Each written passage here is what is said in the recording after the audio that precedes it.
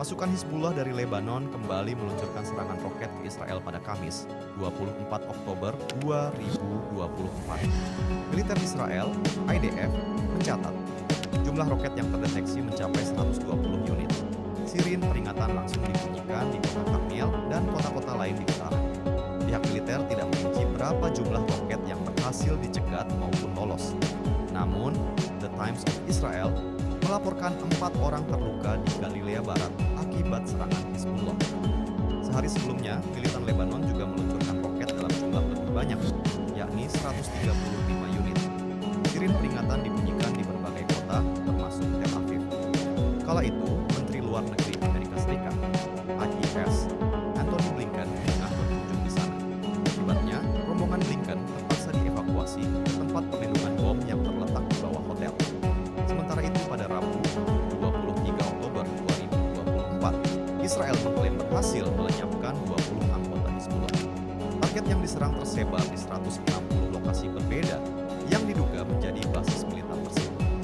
Militer Israel juga menemukan gudang senjata yang berisi rudal anti-tank, mortir, peluncur roket, hingga bahan peledak.